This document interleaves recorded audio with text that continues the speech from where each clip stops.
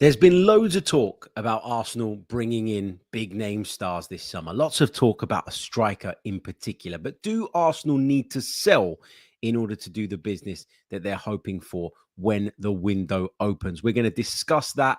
We're also going to react to some of the comments being made about Mikel Arteta. We're also going to kind of build up to the Liverpool game. I realize there's not a lot of time between now and the kickoff. But we'll do all of those things on today's episode of the Chronicles of a Gooner podcast with me, your host, Harry Symeou. So don't go anywhere.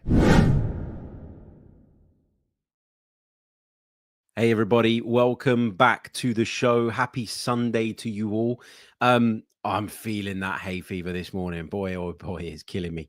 I've had to resort to the Cypriot style coffee this morning to give me the shot in the arm I think I need to get through my long to-do list today.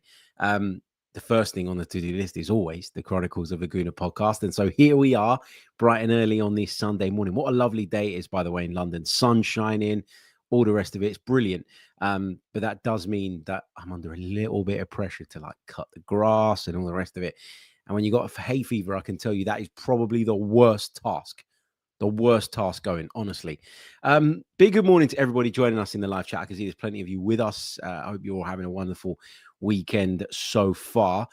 Thank you for being with me as always. But before we talk about this idea that Arsenal need to sell in the summer, and let me just be clear from the outset, I don't want people to panic.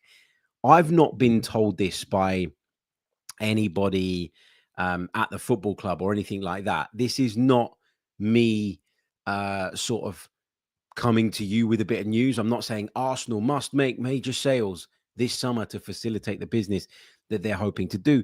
But there have been rumors of this. There have been murmurings going around the supporter base and some of the online aggregators, if you like, suggesting that in order for Arsenal to go out and buy the big money striker they want and sort the midfield with Martin Zubimendi, who we heard a little bit about yesterday, maybe go out and get a winger.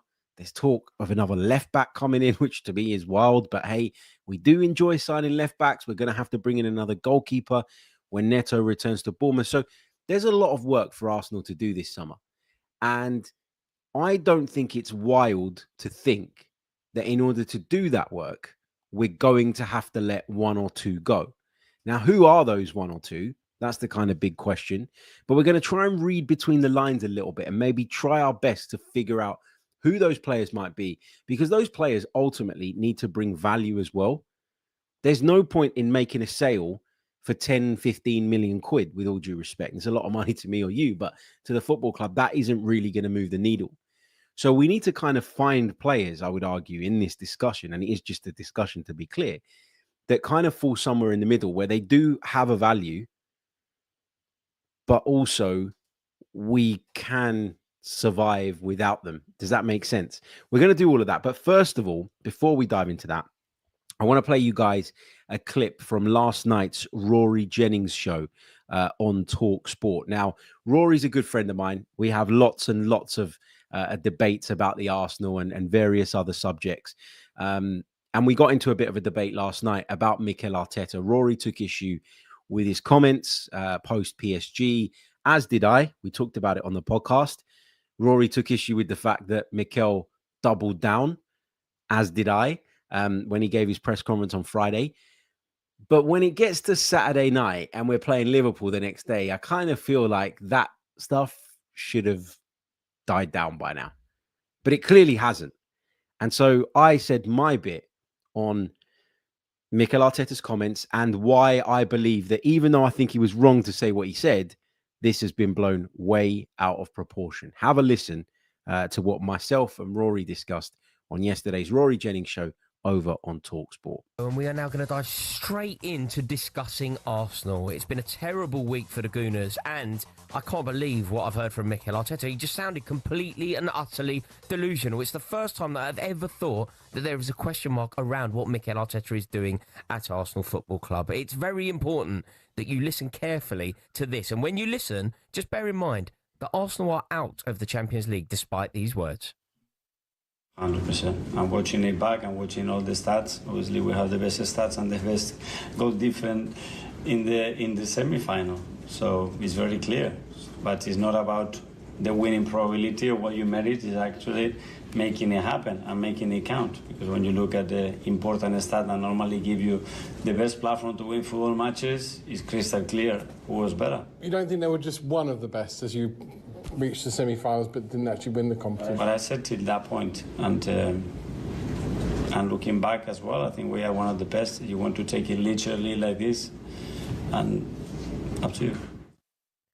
Utterly delusional. The only thing we can do now is talk to the wonderful Harry Symeou from the Chronicles of a Gooner podcast and help us shed some light on these rather bewildering words from Mikel Arteta. Harry, a joy to welcome you to the show, sir. How's it going, Rory? You all right, mate? Yeah, very well, very, very well. Always good to talk to you, Harry, but I can't believe what I'm hearing here. This is utter delusion from Mikel Arteta, isn't it? So I took issue with him saying what he said post-match. I remember sort of sitting in the press conference and, you know, at the time when he made those comments, you could hear all the journalists around you sort of frantically typing away because he'd gifted them their headline. He'd given them something to kind of really latch onto and make a big story out of. And listen, I disagree with his comments. I think that PSG over two legs were much more clinical in front of goal. And to dismiss that aspect of the game and to look at all the others, but put that bit to one side is, for me, to overlook one of the fundamentals in football, one of the most important things, if not the most important thing, which is being able to put the ball in the back of the net. So I did take issue with those comments. I disagreed with them. I disagreed with the fact that he seemed to double down on those comments in his press conference yesterday. But I mean, Rory, it's Saturday night. This was a game that took place on Wednesday night. Has it been that slow a news week that we're still talking about what Mikel Arteta said in a clearly very emotional state after a very emotional game and after a huge occasion, the kind of occasion, by the way, that Arsenal haven't been involved in for the best part of 2 decades? I get why people took issue with his comments, but it feels like much more is being made of this than we really need. I don't necessarily agree with that, Harry. I think it's huge. I really do. I think it's big because I think what Mikel Arteta has done since he's been at the club is very impressive. I rate him. I think that he's made Arsenal a serious side again. The fact that you're competing in a Champions League semi-final for the first time in 16 years is testament to that.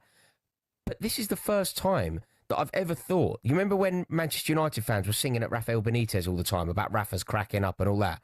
This is the first time that I've ever seen a chink in the armour of Mikel Arteta, and that's why I believe that it's worthy of discussion, even if it is 3 days later, as you say. Like, because it isn't only what he said in that moment. It was when he kind of doubled down on it and said that the only difference between the two sides was Donnarumma. Now that's not true either. No, it's not. And listen, I'm not denying that Mikel Arteta's looking at the game clearly through a red-tinted lens, right? That is obvious. But loads of managers do that. We've heard that from managers all the time. We've heard so many top managers, elite managers, come out in emotional states after games and say things that they probably didn't really think through. And then once you've said it, you kind of got to back yourself when you get asked and questioned about it again.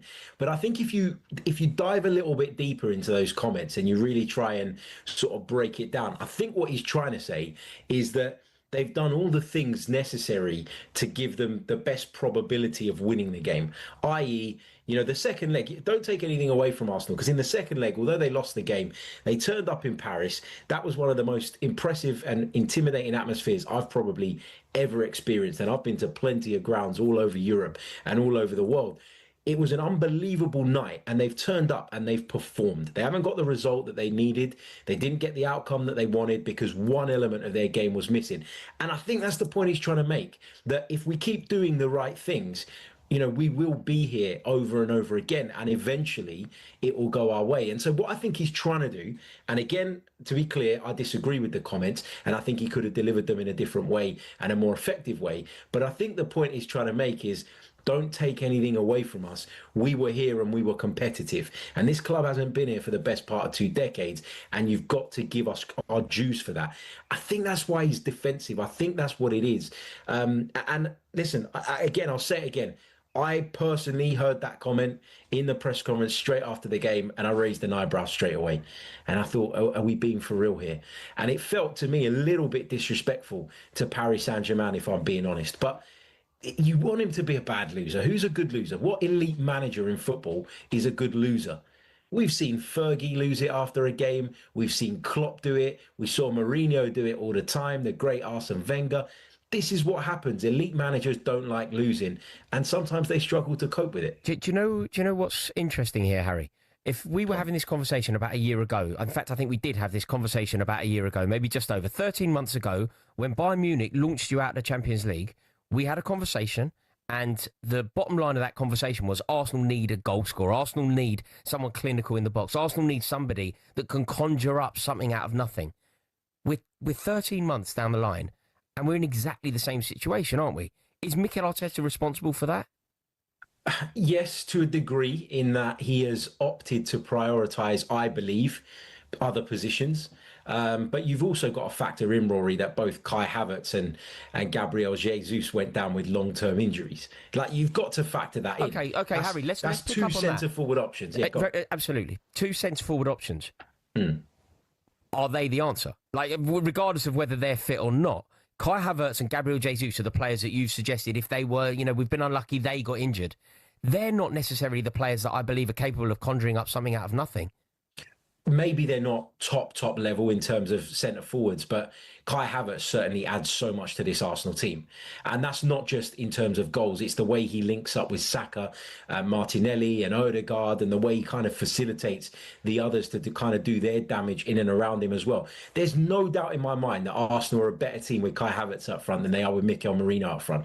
So to dismiss those two players that I've mentioned, Havertz and Jesus, because you don't think they're elite centre forwards is disingenuous. It's being unfair to Mikel Arteta and the circumstances that he's having to manage under. Now, I will look at the club on this, because Mikel Arteta in January, in every press conference he gave when the injuries started mounting up, made it abundantly clear that Arsenal needed to go out and add to the attack. He said he wanted it to happen. He said he needed it. He said he was short, and the club failed to deliver. And yesterday in his press conference, he was asked by one of the journalists, it sounds like, by the way you speak, that you don't want a centre forward. And he said, haven't I been clear enough throughout January? Was that not clear enough? He said that same message continues. So I've got no issue with people criticising Arsenal Football Club for their failure to bring in that goal scorer, especially given the injuries that piled up towards the back end of last year and obviously have carried forward. But to pin that solely on Mikel Arteta, again, I think is wrong. I think you've got to look at the bigger picture. You've got to look at all those responsible, because from what I understand, he wanted Ollie Watkins, Rory. He wanted that deal to be done. Now, the club, from what I hear, didn't feel that it was worth paying what Aston Villa were asking for. And that's a decision that they took. I'm not sure Mikel Arteta was necessarily totally on board with that. Harry, you know, this is the first time, I think, that there has been a concerted noise around the future of Mikel Arteta. For the record, I think it's ludicrous. I think that Mikel Arteta has elevated Arsenal to a position that they haven't been in, where they've finished second in the league, constantly contesting and making it into a Champions League semi-final. I think it's ludicrous to talk about his future. However, there does seem to be a slightly concerted effort. Certainly online, there is now a movement that suggests that maybe Mikel Arteta is the man to have taken you so far. He isn't the finisher. He isn't the man to get you over the line and get that elusive major trophy. Where do you sit on that debate? It's still not the opinion of the majority. And if you turn up to Emirates Stadium to watch a game, I guarantee you that will not be the opinion of the majority of the match-going fans. I can't speak for, everybody around the globe. I don't know, who thinks what. But in terms of when you go to the games and when you speak to people at the games, the general opinion is still very much that Mikel Arteta is the right guy. That opposite opinion, it's an opinion that is amplified by social media, amplified by the online presence of a few really big people in terms of their followings. And it's amplified, in my opinion, by pundits who are lazy in their analysis and can't wait to stick the boot in on Arsenal at every given opportunity. Mikel Arteta has picked this club up off of the ground. He's turned the ship around. He's taken Arsenal to a Champions League semi-final. Yes, there's been a drop-off in the Premier League, and if you want to be critical of him, that's where you need to look. But I believe there are reasons why Arsenal have fallen off. Some that were in his control, others that weren't. I've kind of made my peace with that now. But the Champions League thing, Arsenal hadn't been there since 08-09, the semi-finals, the last four of Europe's premier competition. They are back dining at the top table. And I believe that if they keep moving in this direction, they will eventually get there. The idea of sacking the guy that took you from the floor to there, to me, is ridiculous. This is the first season in 4 where you could even argue there's been a regression. And you could even dismiss that argument by saying, well, look what they've done in Europe. It's an improvement. It's another step forward. The idea of getting rid of him because he's had a bit of a bump in the road, it is, to me, crazy. Those people aren't Arsenal supporters. They're not Arsenal supporters for me. That's well said, Harry. I'm inclined to agree with every word that you've just said there. Just before I let you go, Benjamin Sesko, Victor Gyökeres, Ekitike, Ollie Watkins, Alexander Isak. Who's the man? Who is the answer to this conundrum that seems to be plaguing Arsenal for a couple of years now?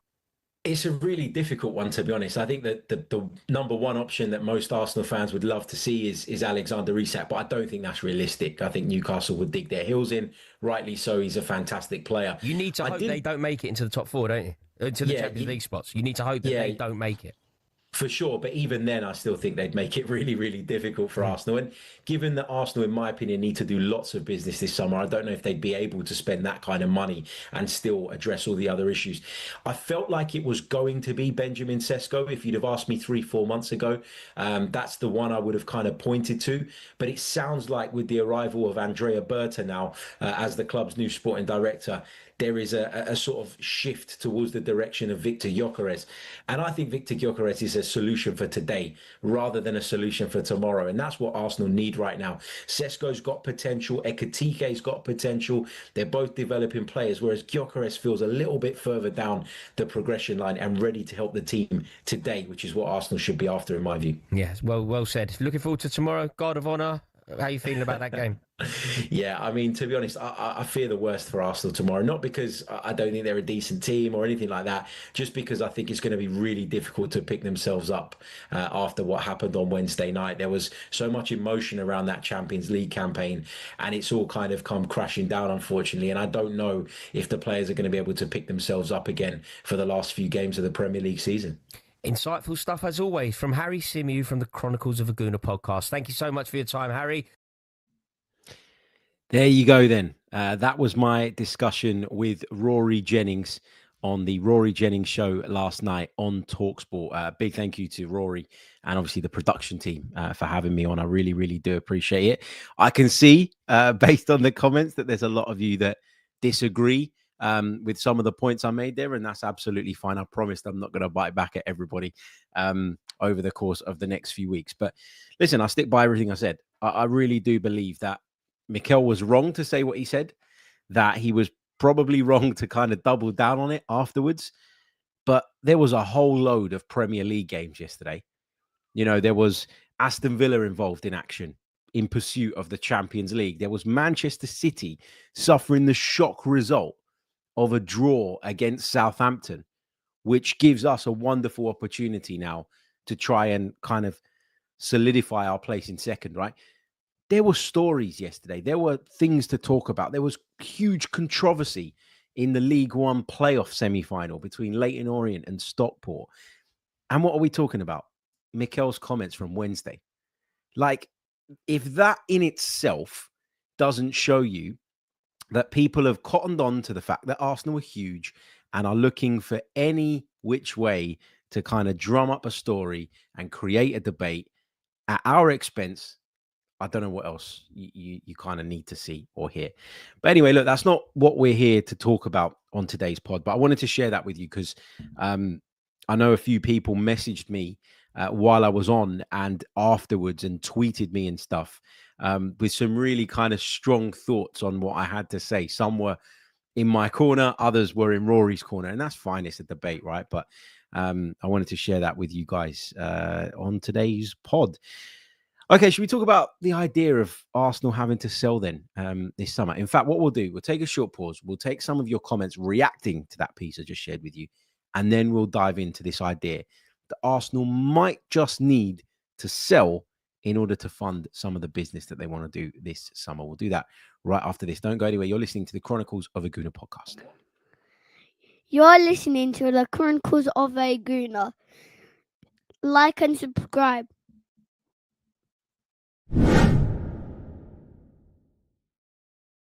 You heard the man. Like and subscribe. If you haven't done so already, leave a like on the YouTube video. It really, really, really does help us in terms of the algorithm and all that stuff. So like, subscribe, leave us a comment, etc., etc. Get involved in the live chat. If you're watching this back on playback, get involved in the comment section. And if you're listening on Apple or Spotify, please do leave us a review as well, because all of that stuff really, really, really, really does help. Okay, let's take some of your thoughts from the live chat. Abdo says Harry is a blatant liar. What did I lie about? I'd be interested to just hear which part exactly is you took issue with it. You can be annoyed at it, I don't mind, but I want to know exactly why you've opted to call me a liar. Powerhouse says we will bounce back. Rumble says he disagrees on the floor comments. I mean, we were in a pretty lowly league position when Unai Emery was sacked. We'd gone out embarrassingly in the Europa League. And the team, for me, was devoid of an identity. There was no real plan. This is not all down to Unai Emery, because I think there were problems at the club as well. I think the hierarchy were pulling in one direction. Unai was maybe trying to go in another. I just think Arsenal were in a really poor place.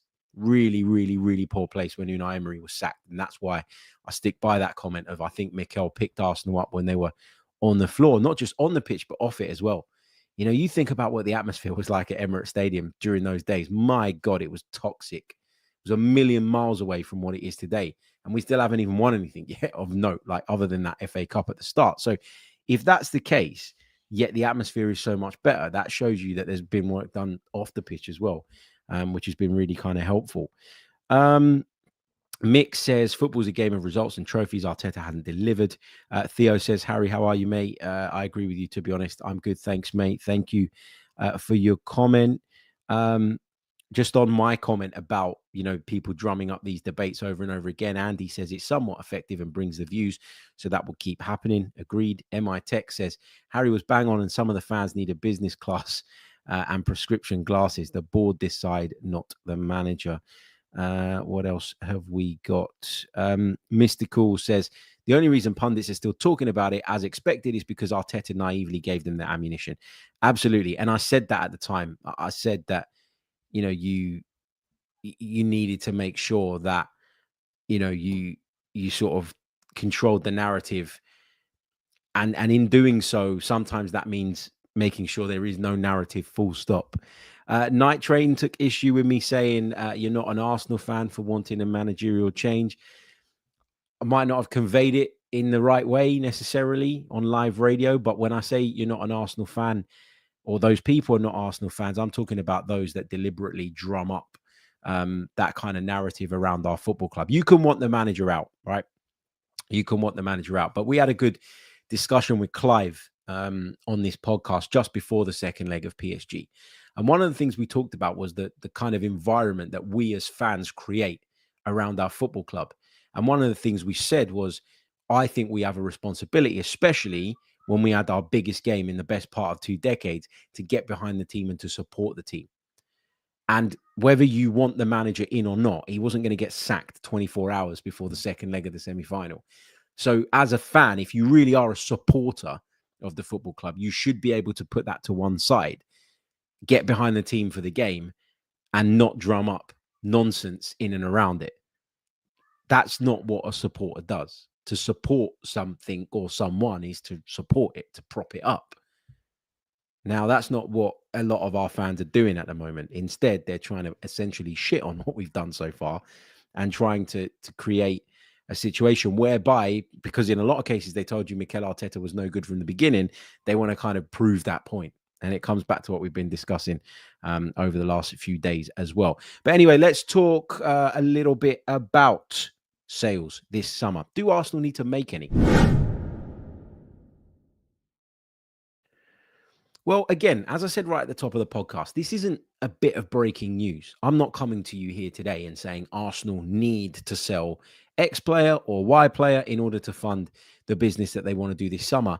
However, there have been rumblings of this going around, and we have heard sort of people within journalistic circles, and in some cases within fan circles, those that are sort of within the fan groups and stuff, coming out and saying things like, well, for Arsenal to do all the things that we want to do in the summer, bring in that big money striker, plug all the other holes that we're going to have in the squad, we're going to have to make a sale. And when we talk about making a sale, we're not talking about selling real fringe players for whom you're not going to get very much money, and therefore that's not going to move the needle. There's some talk that we might have to make a major sale this summer. Now, again, I don't want to panic anyone, and any of the players that we're going to talk about on today's episode, me saying this doesn't mean that I know they're going or that you should worry about it. But I think we're in a place where if the right money's on the table for some of them, you or I might not consider it a viable option or a sensible option as supporters, but the club might. And what I want to do is I want to take you back to the start of last season when Gabriel Magalhaes was the subject of some Saudi interest and was left out of the team. Do you remember this? For a few games at the start of the campaign, and everyone was mystified as to why. Why is one of our best players being left out of the team? Well, the truth is because the window was still open and there was significant interest from the Saudi Pro League for money that Arsenal felt was too good to turn down. So that in itself showed us that if the price is right, no matter how good you are, no matter how important you are to the team, no matter your status in the squad, if you're a sellable asset and that kind of offer comes in, they will consider it. Now, I don't like that in the case of Big Gabby, because I think for me, he's one of our top 3 players. I think he's as good, if not better, as William Saliba currently. William Saliba's young and is on his way up, and there's loads of talk around him potentially going on to be one of the best in the world. And obviously, he's a good, 4 years younger or so than Big Gabby, and so that's fine. They're on different paths and they're at different stages in their careers. But when we lost Big Gabby, that was as big a blow as if we'd have lost William Saliba. In fact, I would argue, given the makeup of our squad and the players that have been available, I would say that actually losing Big Gabby was worse. It was worse because we had to find a solution at left centre-back. We have less solutions at left centre-back, not in terms of on paper, but you got someone like, Jakub Kivior, who we were unsure about before this run, and I would argue people are still unsure about. We had Ricardo Calafiori as an option who was never fit and hasn't been fit pretty much most of the season. In and out, in and out, in and out, big problem. But you look at the right-hand side and you felt like with Ben White coming back to fitness, and of course he suffered some setbacks, which made it not as easy for us to do this, but we could have just put Ben White in there. We could have just put Jurriën Timber in there and used Ben White at right back. Obviously, we didn't know at the time that White was going to suffer with those problems. But the point I'm trying to make is that Gabby is an indispensable member of this team. But just 2 short seasons ago, Arsenal were considering a sale because the money was huge. And I'm looking down the list of players that I've got in front of me here, because as I mentioned, for Patreons, we've got a squad audit podcast coming out later today. It'll be with you guys later today. And when doing that, I wrote a load of notes and I went through every single player and I wrote down their contract expiration date. I wrote down what I think we could earn from them if I put them in the bracket whereby I'd consider a sale. And this really kind of got me thinking. I'm not going to spoil it because that podcast will be out to the rest of you later on as well. But I've got at least 6 outgoings on my list. But the problem I've got with that list is that not all of those players are going to attract the kind of interest that makes that sale worthwhile. And so you end up circling back to the likes of Big Gabby, Leandro Trossard, Gabriel Martinelli. And you're looking at those guys and you're going, can we survive without them? I don't think we can survive without Big Gabby. I think we could survive without one of Trossard or Martinelli, though. You know, Martinelli's 23 years old. His contract currently expires in 2027, but we've got the option for a further year. Leandro Trossard's contract runs out at the end of next season. And I read some reports online yesterday, and I don't know how accurate they are, but to the effect of Arsenal are opening contract negotiations with Leandro Trossard over a new 4-year extension. 4 years. Why? He's 30 years old. That is wild. Now, I'm not going to have much sympathy for a club that finds it difficult to do its summer business if they are handing out contracts to the likes of Leandro Trossard for 4 years. I think there's a question mark over both Trossard and Martinelli right now. I think we need to go out and we need to go and get a top left winger as well as a top centre forward. I'm happy for that to be someone to come in and share the role or be the number one, but have Martinelli or Trossard as a backup to them. If it's Martinelli, I'd prefer to keep him because he's younger. He's 23 years old. I think he offers the team a lot and he gives you something a little bit different tactically. So I'd prefer to keep him and let Leandro Trossard go. But then Trossard's in the final year of his contract. So if you don't give him that contract extension, how much can you realistically earn from him come the summer? And that's where this is a really complex situation. And there's loads and loads and loads to kind of break down and to think about, and lots of angles from which you can assess this and judge this. But I guess my point here is that Arsenal may well need to do a bit of business going the other way in order to bring some players in and to bring all the players in that they're currently looking at. You think about people like Alexander Zinchenko, right? We know Jorginho's going, he's going to Flamengo. We don't know what's going to happen with Thomas Partey yet, but regardless, if Thomas Partey leaves, he leaves on a free because he's out of contract. Zinchenko is one that a lot of people talk about as a potential departure. How much can you realistically expect to get for Alexander Zinchenko? Top whack 20 million euros, if that. Is that going to move the needle in terms of what we can and can't do? Now, it moves the needle, I would imagine, when we're talking about wages.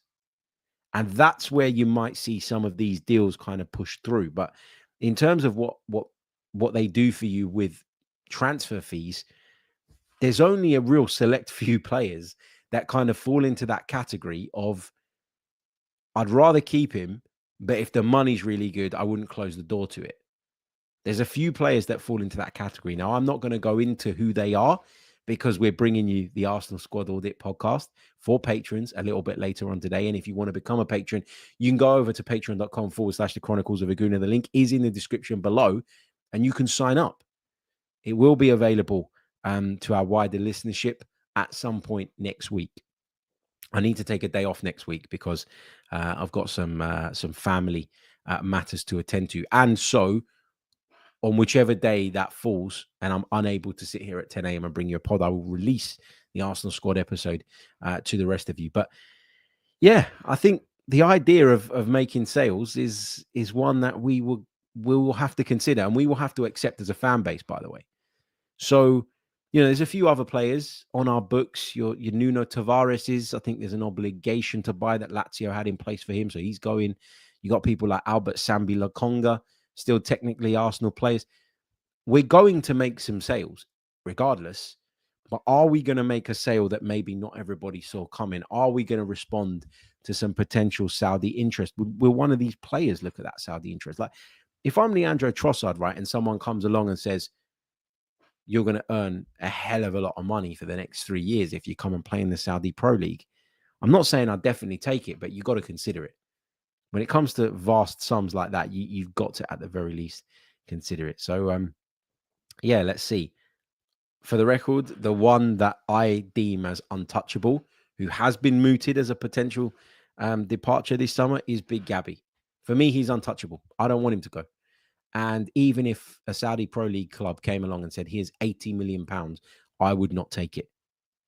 Now, I'm not sure that everybody would agree with that. And I couldn't possibly say whether or not the club would agree with it, but I'd imagine that they'd consider that sort of sum. But it just goes to show, like, we've got to navigate through some quite tricky waters this summer. But the problem is, it depends if you think it's a problem, I suppose. Arsenal have been very forthright in making the point that they plan for a really big summer. And if you say that to the fans ahead of the campaign in an attempt to try to, ease people's concerns and fears, given the way this season's gone, you better deliver on it. It's a bit like the TIFO chat, right? I don't want to go back to that, but if you say we're doing it rather than allowing the fan group to have that kind of input, however it was that scenario sort of played out, then you've got to deliver, and they didn't deliver. And when you don't deliver, there's going to be outrage. Arsenal Football Club, for me, did not deliver enough last summer and failed to deliver again in January. And those two windows in themselves have added pressure going into this one. But then you put into the ring the sort of way this season's gone, the way we've dropped off in the league. And yes, injuries have played a part, but even still, we should be closer. You are in a real difficult position, Arsenal Football Club, whereby you need to go out now and you need to do the kind of business to appease the fans. Enough business to give Mikel Arteta what he wants, to help him get over the line, because if he doesn't, you're going to get stick from all angles. You're going to get stick from supporters who say that the club hasn't done enough. Mikel Arteta's going to get stick, and that is then going to develop into stick thrown back at the club from people that say, why did you keep giving this guy time when he was never going to get us there? Arsenal have to win. They have to win. They had to win this season, and they haven't. So the pressure only increases going into the new campaign. And if you do the right business in the summer, if you plug the right holes, fill the right gaps, even if that does mean having to let one of your more important players go because the money's too good to be true and would really move the needle in terms of allowing you to take that next step, that's the kind of tough decision that you have to take. So, yeah, we'll see how this goes. I'm going to take another really, really short pause. When we come back, I want to take some of your questions and thoughts from the live chat. You're listening to the Chronicles of a Gooner podcast with me, Harry Symeou. Don't go anywhere. Welcome back to the pod. How are we doing? Good to see you all with us this morning. Happy Sunday to you all. Right, let's get some of your questions and thoughts on what we've been discussing. Players leaving. Is there anyone that you think Arsenal should consider an offer for, that maybe you think is a little bit left field or sort of out of sorts with regards to the kind of general consensus? Let's take some of your thoughts then from here. There's lots of debate going on between you guys, which is fine and good. I encourage it as long as you're not having a go at each other too much, because that just, yeah, it's just not nice, is it? Andrew says that Arteta has destroyed our best left back in Tierney. Disgraceful. Come on, man. Injuries have destroyed Kieran Tierney and nothing else. And people will argue that he's been fit for a while now and he's been in and around the squad and the group for a while now, so why don't we keep him? I promise you, if Kieran Tierney played week in, week out, he would be going down with injuries again. First of all, tactically, he doesn't really fit into what we want to do. And since we moved on from Kieran Tierney, and at the start went with Zinchenko and now play with Miles Lewis-Skelly, we have become overall a better football team. But that doesn't take away from what a good player and professional Kieran Tierney is. He's a fantastic pro. He's got a great attitude. He's a really good, strong, competent, well-drilled defensive left back. But that's not what Mikel Arteta's game model demands at the moment. Let's not pretend that Kieran Tierney wasn't injured all the time prior to Mikel Arteta as well. Like, that's the thing. He had a horrible injury record when we signed him, and that continued into his Arsenal career. And ultimately, that is what's cost him a place at Arsenal Football Club. Nothing else. I will blame Mikel Arteta for the regression of others. I will blame Mikel Arteta for some poor tactical decisions. I will blame Mikel Arteta for underusing certain players. I won't blame him for Kieran Tierney's demise because it's clearly down to injuries. And, when we're talking about Arteta, when we're, talking about sort of injuries and injuries that he's played a part in, we're talking about players that he's overplayed. Well, he hasn't overplayed Kieran Tierney. So that isn't a worry or the issue here. Big shout out to Alex, who says, shout out to you watching this at 5 a.m. in Raleigh while holding my newborn. All the best, mate. Hope you're enjoying the baby. It's tough, isn't it, at that age? Really tough. Let me tell you, mate, I don't want to put a dampener on things, but it doesn't get any easier. I've got a 3-year-old and a 6-year-old, and my 3-year-old would not sleep last night. Not sleep. She won't sleep unless she comes into our bed, and that is a no-go, because then you can't sleep properly. and you got to nip it in the bud, and you got to try and deal with it, and then you get the meltdown in the middle of the night, and you're so tired you're just considering giving in. Oh, it was a dreadful night at the Symeou household. And they're older, so yeah, all the best. Fuad says, H, I don't think we want to sell because of financial reasons. I think it's just for squad number reasons. We raised more than 90 million last summer in sales, net spent 15 and did nothing in January.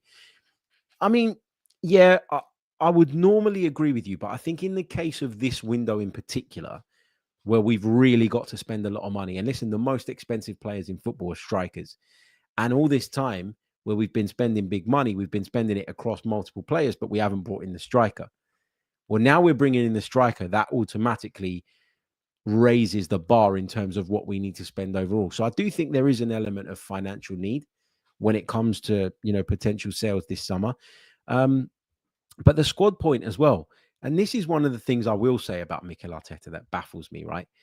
He deliberately trims down his squad. He deliberately chooses to overlook players that, in my opinion, and in a lot of people's opinions, have some use.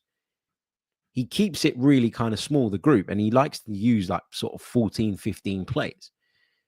But then whenever we get lots of injuries and whenever we struggle, one of the first things he says as a kind of defense is, well, we've got one of the smallest squads. We knew we had one of the smallest squads. Well, if you knew it and you chose to go that way, you can't really use it as an excuse, can you? Do you see what I mean? So I'm a little bit confused. About sort of what exactly his thoughts are on squad size. Let's take a couple more. Mystical says, Harry, would you be tempted to sell Odegaard if, say, Bayern come in with a 60 million offer? Look, personally, I'm not ready to give up on Martin Odegaard yet. That's just me. I'm not at that point. I still think he's a wonderful player. I still think he will come good again. And when he comes good, I think we're going to realize, actually how much we were missing when his form dipped. And we're going to look back on it and we're going to say that was really unfortunate. And I don't think we're ever going to get to the bottom of what exactly has caused it or why exactly it's happened. People go through difficult periods. He's going through one right now. 60 million wouldn't do it for me. If you start talking 75, 80 million, then I'm open to it. Not saying I definitely do it, but I'm open to it and I start to consider it. And it just goes to show that whoever the player is, if you get the right amount of money on the table, with very, very few exceptions, would you go, no, the door's closed? Like you would consider. That's just the way it works. Money talks, doesn't it? It really, really does. What else have we got in the live chat? Let's pick up one or two more before I sign out. Timpson says, morning, mate. Watching with my two nephews, AJ and Tom. Love the show. Big shout out to you, mate, and to your two nephews. Hope you guys have a wonderful day. Enjoy the sunshine because it is glorious out there. I said earlier that I was dreading cutting the grass. I'm actually looking forward to just being outside. Might get a bit of a tan in London. Who would have thought it? Okay. What else have we got in the chat? Chris says, Havertz and Marino are too similar in profiles. Havertz is filling up a striking berth and is not up to the standard needed for a top striker. I find the Kai Havertz stuff really, really draining. And I'll explain why. Look, we brought him in, I think, as an 8. Very quickly, I think Mikel Arteta realized that probably wasn't going to work. Balance wasn't right. Didn't really work. It's an option for us. He gives us that option because he's a versatile guy. I think he can be the 8 from the left or from the right. I think he can even play in one of the wider roles if you really kind of were short and desperate. His versatility is a positive, but also it can be a negative in the sense of people are always trying to kind of box him into one or the other, and it doesn't really work like that with players like Kai Havertz. And again, this is not on the player. This is the profile that Mikel Arteta and Arsenal opted to sign. And it's the same with Mikel Marino. He's a midfielder by trade, but he's a very specific type of midfielder a midfielder who was clearly brought in to do very specific things tactically. And sometimes when you're that specific, it comes off and it looks like a masterclass and a stroke of genius. At other times, if you buy someone who is coming in to do something very specific and things change, i.e. it doesn't work, i.e. you move on from that idea, you tweak your idea, you realize that teams have figured it out and you need to go down a different route. When you've gone for someone who has a very specific skill set, that can leave you with a player that isn't quite as useful as they should be in the bigger picture. I feel a bit like that with Mikel Merino.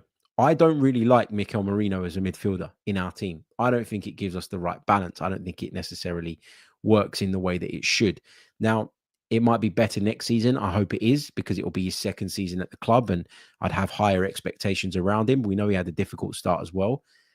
But I also don't think Mikel Merino is a centre forward. Like, he's done incredibly well there to score some really important goals and help us along our way, but he's not a centre forward either.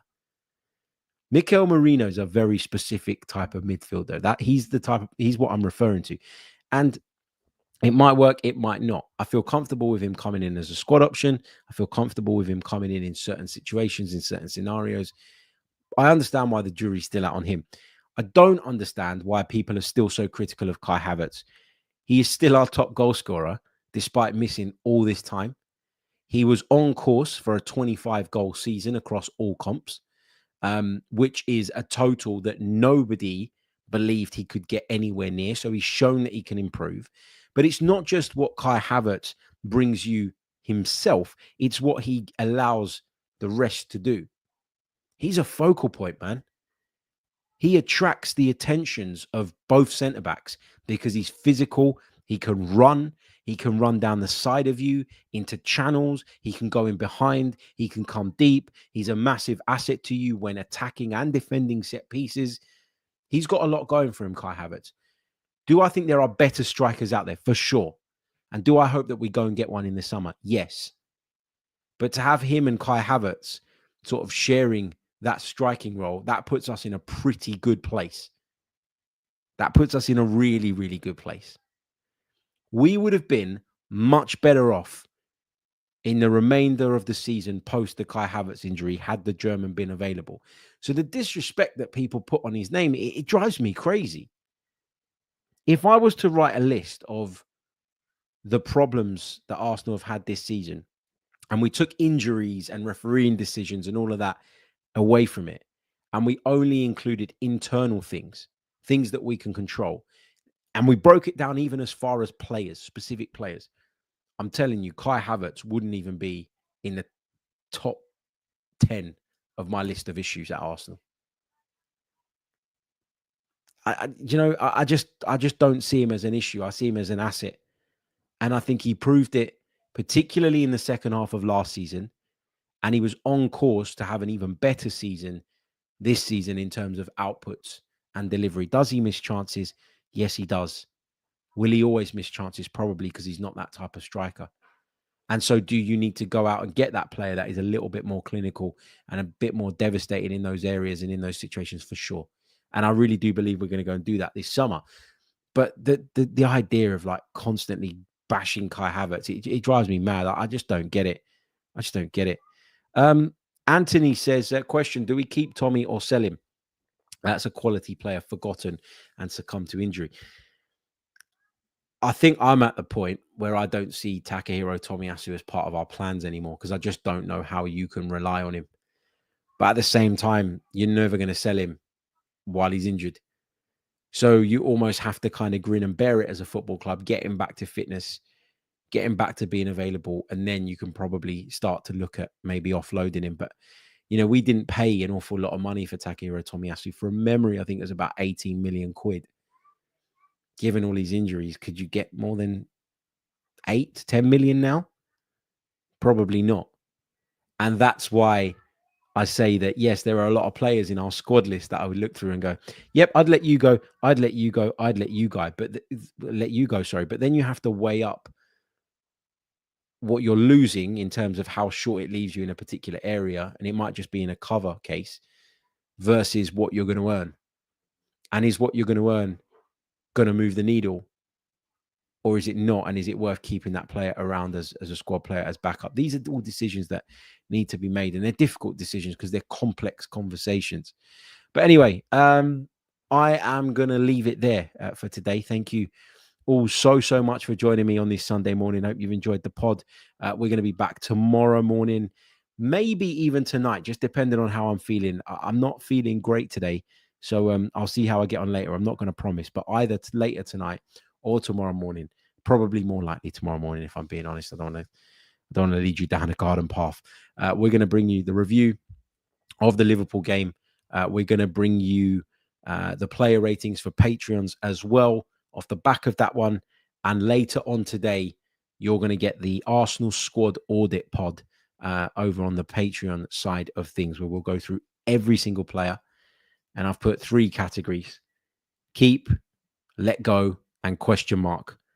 We're going to go through all of the players. We're going to break it all down. We're going to figure out who should stay, who should go. And from there, I think that puts us in a position where we can start to identify what our needs are for the summer specifically. And we're going to do a hell of a lot of podcasts kind of building up to the summer and looking at what it is we should do, what we'd like to see the team do, and discussing all the rules, rumors and stories doing the rounds from an Arsenal perspective. Thank you all so much once again for joining me. And don't forget to subscribe, like, and all the rest of it. I'll see you all soon. Thanks for watching or listening to the Chronicles of a Gooner podcast. All the best. Goodbye.